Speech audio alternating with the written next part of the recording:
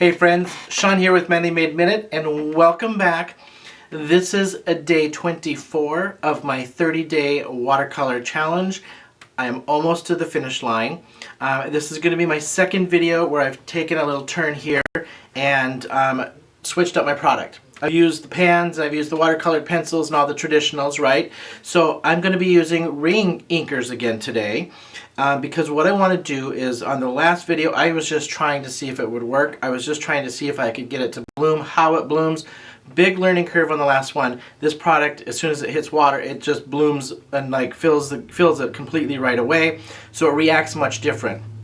So what I want to try to do today is I want to try to see if I can replicate a technique from one of my previous days. When we go down to the down camera, I'll show you. I just want to see if I can do the pull back and use that natural highlighting of the white paper and do my shadowing and stuff with my Reinkers. So we're going to try to replicate that same kind of concept, all right? So before we get started, don't forget to hit that like and subscribe button. Would love to have you continue to follow me and give me a thumbs up or a comment if you're liking the content, or if there's anything you want me to do or try and see if I can achieve it. So thanks for hanging with me. Let's head on down to my down camera and see what we're going to try to do here today. So I'm going to zoom in just a little bit to see these previous ones. I'm going to try to replicate this. This was just using one or two different colors and then pulling back, and so this is just white paper showing through to use as my highlight, or similar to this where I had just that variegated texture and used two different colors to shadow and color with, all right? So we're going to try to replicate this but with a different product just to see how it reacts to my paper. I do have Canson XL watercolor paper, same stamp as embossed in super fine black, and I'm going to use two colors that I don't hardly ever use when I'm stamping, and so I thought let's just use this to try them to see the color. I don't even actually know their true color sometimes because I hardly ever use them. So I'm using Coral Cabana and Samba. I think they're both more in that purpley, pinky, orangey pinky kind of range, but I'm not even sure. So we're going to try those. I'm going to use the two greens I used on my last one because I really liked how the colors turned out. And that was Grass Skirt and Melon Ice because it was my favorite leaves so far. So we're going to try that again. I am going to pool this down, then pull it back so it's not pooled. I just need this wet, and then start dabbing in and pulling back as we do this, all right? You've seen this technique before on these videos that I had these two cards that I just showed you, but I'm just trying them with a different product. So I'm going to go every other flower for now. So we're just going to throw my Samba up here, and we're going to throw that Coral Cabana right below it. And I'll start with one flower just so you can kind of see in regular speed here what I'm doing and trying to achieve and if it's working.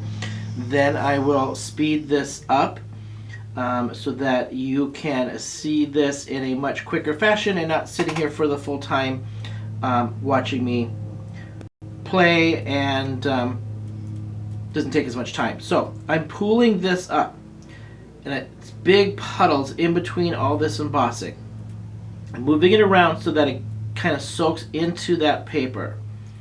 Is the idea here. I'm giving it time to soak into my paper, so my paper is pretty good and wet.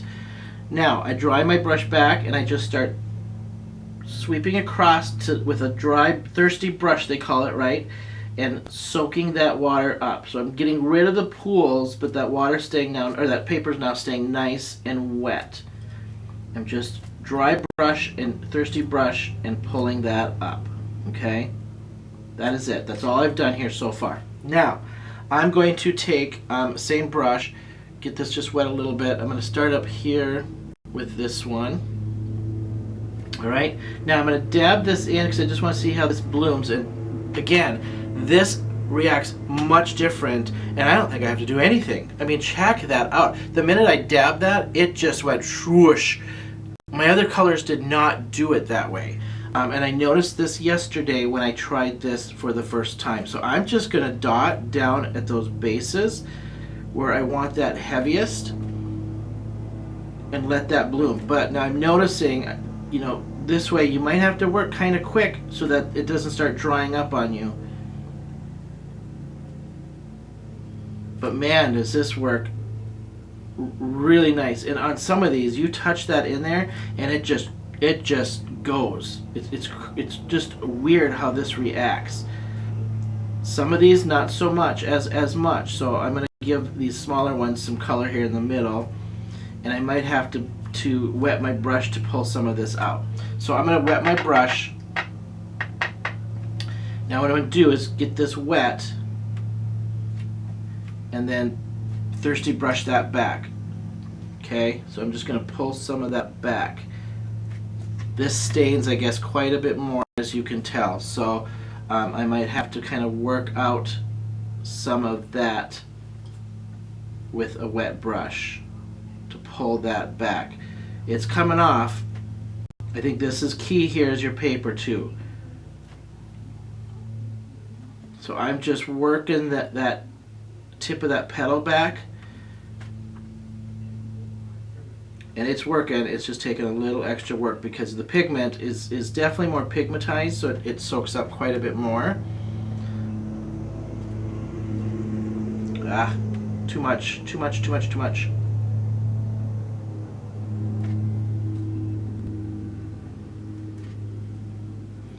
Yeah, key here is keeping it wet, big time, so that it just continues to bloom and doesn't pile up onto that paper.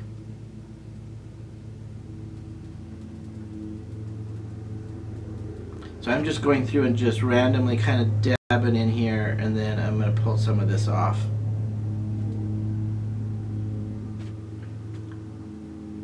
This definitely does react so much different than those watercolors do. I'm going to just switch so I have a little bit more finer brush here to work with to pull some of this off. So this is the thing with this challenge, right? Is learning your paper, learning your product, learning the technique that works and doesn't work with both of those elements, right? I felt like I was getting the hang of it, but man, this is a game changer with the product of the Reinkers, to be very honest. And I feel like I'm having to work just a little harder to keep it from going crazy on me and filling up these petals where I don't want it to fill. So on this next one here, we're gonna just try to keep this wet a little bit more. Soften those little white pieces out, I guess, at this point. So I'm going to kind of leave that one at that. I got my texture I want out of it. I got some lights and I got some darks and I got some shadowing. So I'm going to do this same thing, but I'm going to try to keep this wet as much as possible. And I might have to dry in between to keep it from blooming out all over my petal. So I've got my heat tool ready to go if I need to do that. All right, I'm going to zoom out just a tiny bit so I have a little bit more space here for you to watch. And we're going to go on to my next color and on to the next flower. Same technique, same concept. And I'm going to see you on the flip side.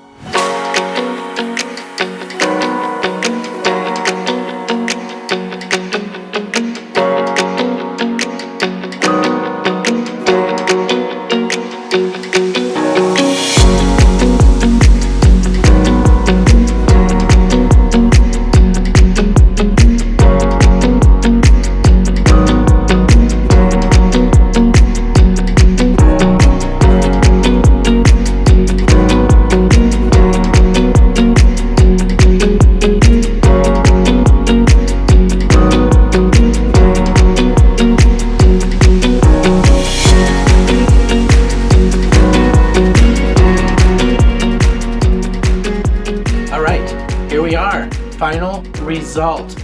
And I'm loving it. I'm loving it. I'm loving it. It took me a little bit to figure this out. Obviously, this first one didn't turn out like the rest, but that's okay. This is the part of the process. So I've learned that I took too much water back on this one, and I pulled the water back, but I left just a little tiny layer of water versus pulling it off and just having wet paper. Left a little skim of water on there because that's what was helping it bloom better.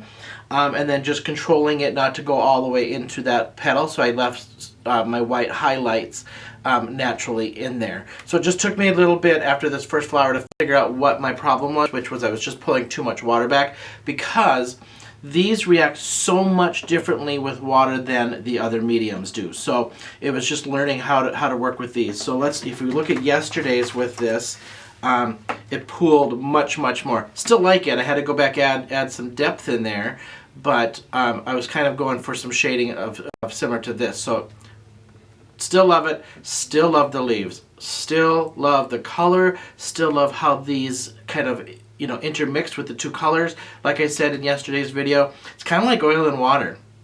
They don't mix, but they kind of mix. Especially the two greens, a yellow green and a green green. It was almost like they just wouldn't mix, and I left them. I didn't muddy them together because I liked that texture. So the leaves still are my favorite out of everything so far in my 24 days. Let's just go take a look at my last 24 days, and then we'll move on. So here's 1, 2, 3, 4, 5, 6, 7, 8, 9, 10. I think I'm going too fast for my camera to adjust. 11, 12, 13, 14, 15, 16, 17, 18, 19, 20, 21, 22, 23 yesterday, first one with my Reinkers, and today 24, second one with Reinkers. Minus that flower, I think this is fantabulous. So thank you so much for hanging with me. Thank you so much for following this journey. We've got now 4 of us on Instagram doing this, so if you want to join in, tag us, and we just all are kind of Instagram friends. That's no other way we've known each other, by following each other, and we're just doing our own 30-day challenge for watercoloring and learning the process and getting better at it. So thanks for hanging with me. Don't forget to hit that like and subscribe button, and until next time, I'll see you then.